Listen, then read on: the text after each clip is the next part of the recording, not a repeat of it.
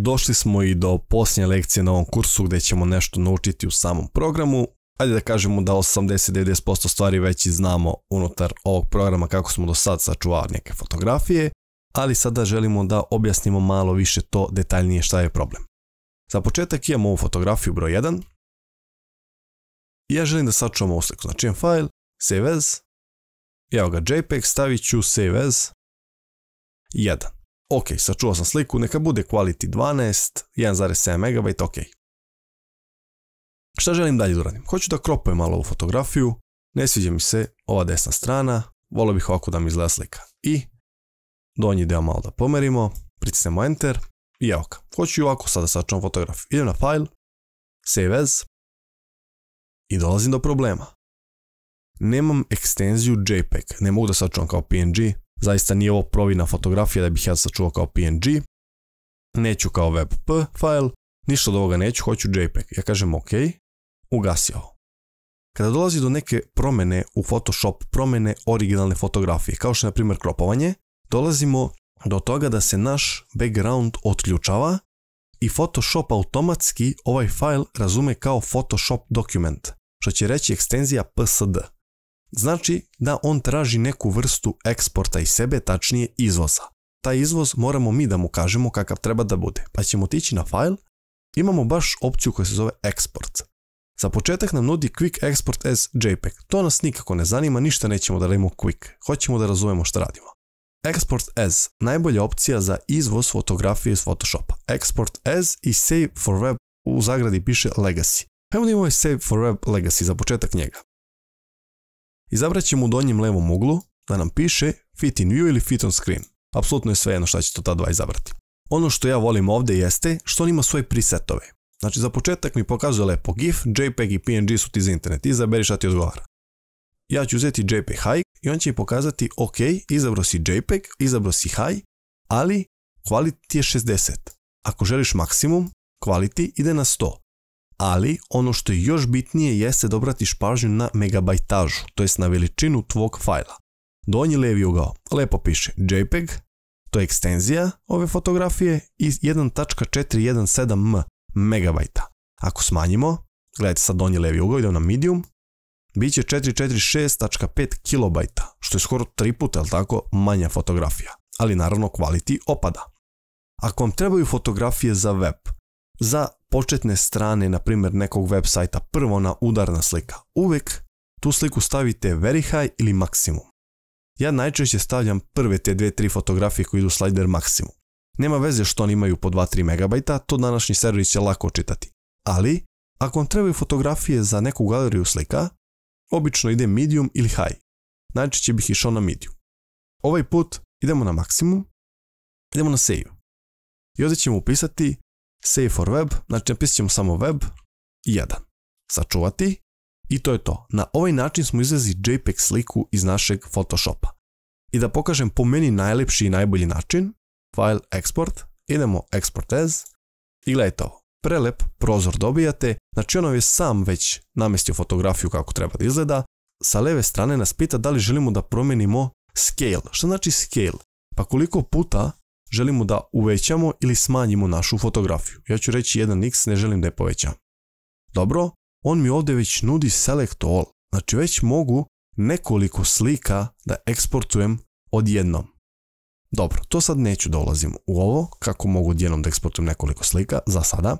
Hoću da idem u desni deo gdje piše file settings. Za početak, on je sam namestio format JPEG. Quality stavio na 6.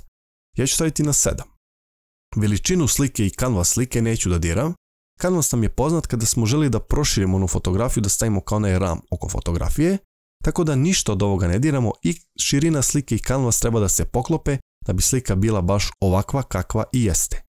Metadata ili metadata, none, također možete unutar samog programa kada radite da podesite ovaj copyright i kada koristite na primjer vaš fotoaparat, ubacite RAW format fotografije, na njemu možete ovo isto podešavati. Za sad neka bude none, mi to nemamo. Opcija ispod content piše da nije dozvoljeno nešto za ovaj dokument. To nas trenutno ni ne zanima kao ni ovaj color space. Zanima nas samo export.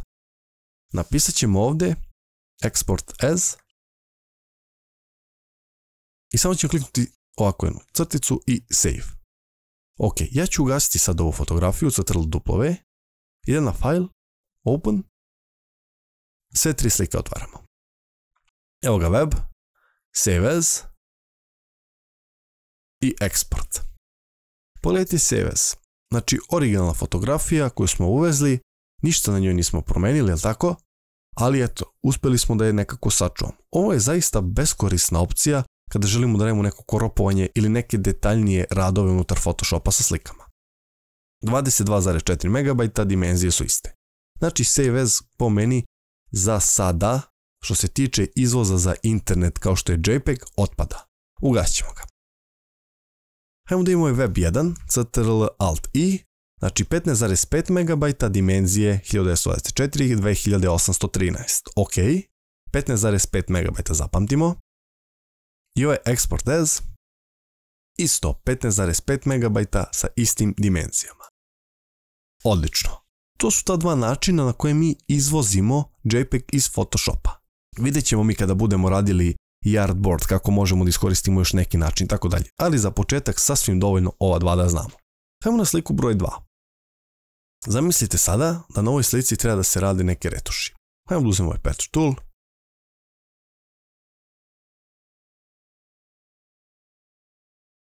Hajmo nešto bilo što ako da radimo. Brush tool.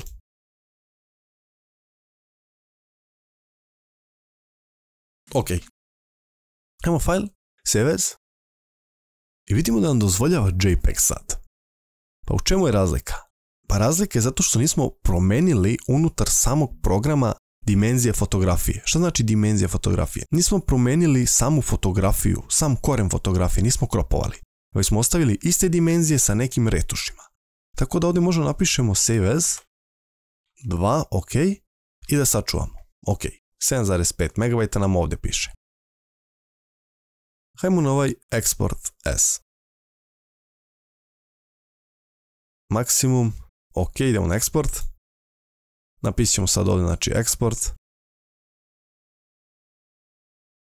Crtica, idemo na save. Ugasit ćemo ovu sliku. Export i da nam je save.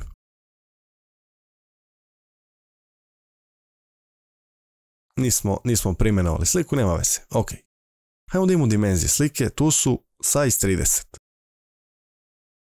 Size 30, sjajno. Ono što je lepota jeste i kada je save as u pitanju, kada je export as u pitanju, veličina fajla bukvalno je ostala ista trenutno kod nas na ovim primjerima. Što je mnogo dobro, jer kada neko radi, možda je navikao u Paintu, iskreno, kada dođu ljudi u Photoshop, navikli su na file save as. I sad ih buni nekad kada nemaju JPEG. Malo pre sam prikazao primjer i kada nemate JPEG kako može eksport sa dva svoja eksporta, znači Ctrl-Alt-Shift-S i Ctrl-Alt-Shift-W da sačuva. Export as i save for web. Dobro. To je druga fotografija. I treća fotografija gdje može da dođe najviše do izražaja naš file save as jeste za štampu. Ovdje nam nudi mnogo veliki broj opcija za štampu. Ono što najčešće bih ja koristio jeste Photoshop PDF. Evo ga PDF. Naravno ne može ova slika biti PDF, ali ako je eksportujemo, hajmo da vidimo šta će biti. Save. Ok. Da vidimo. Znači imamo preset, piše high quality print. Dobro, neka ostane taj kvalitet za štampu. Standard, nećemo ništa menjamo i piše compatibility, što znači da je on podržan od Acrobat 5 pa na više. Ja mogu staviti na 9, ali neću. Stavit ću na 5 i da ide na više, zato da bi mogli i stariji ti akrobati da očitaju ovaj PDF file. Znamo da Adobe Acrobat čita PDF fajlove. Kompresija. Pogledajte što nam sve nudi. Ovo su stvari koje zaista treba učiti ako želite da radite sa štampom. Koliko piksela po inču, pa piše koja kompresija, pa piše koji kvalitet. Output. Security. Vidite, možemo da stavimo i password na ovaj dokument ko želi da ga otvori. Pa imamo ovaj na kraju summary gdje nam piše šta smo mi sve izabrali. Dobro. Da ne komplikujemo sa ovim prozorom, idemo na save PDF. Yes. Ugasit ćemo je naš. File open. 3 PDF. Dimenzija 60.2. Dobro. Ajmo JPEG 60.2. Ono što je dobro, PDF je zadržao veličinu našeg fajla. Ok, vidjeli smo da su dimenzije ostale iste. Ugasit ćemo i ove dve slike i ovu devojku možemo isto da ugasimo. Hajmo sada da otvorimo samo jednu fotografiju. Evo ovu drugu sliku. Idemo na file.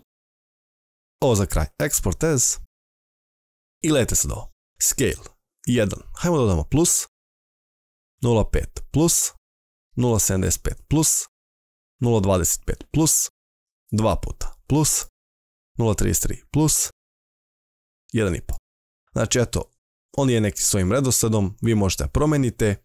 Ono što je bitno, sufiks, on će sam da doda ovo, ne morate vi da se brinete oko toga koliko puta je povećana fotografija da proveravate, već on sam dodaje. Ok, hajmo da povećamo high na 7 i da kliknemo export. Select folder, new folder, hajmo da nazovemo slika 2. Select folder i sad čekamo par trenutaka, on će sam sada da eksportuje fotografije. Idemo da otvorimo onaj folder, file open, slika 2 i evo ga. Pogledajte sve ove slike za koliko je on brzo, idemo enter, da koliko je brzo on napravio sve ove slike, kao što vidite ja ću paliti sa različitim dimenzijama.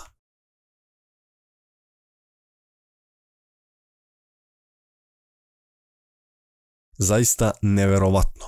Koliko bi nama trebalo vremena sve ovo da povećamo 1,5 puta, 2 puta, 0.75, file, export, export as.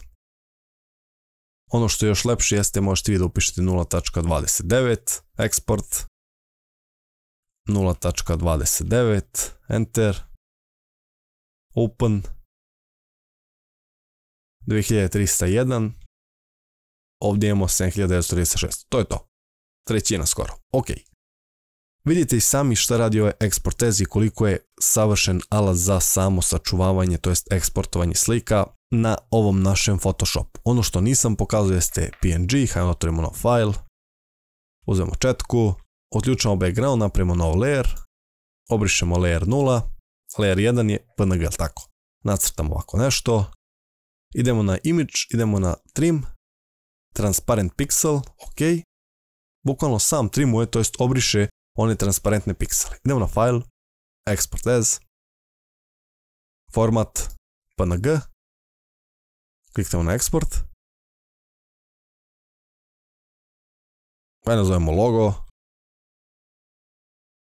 ugasimo ovu fotografiju, no, ne želimo sačuvamo, file open, logo PNG i evo ga. Vidimo da nam je sačuvao ovu sliku kao PNG.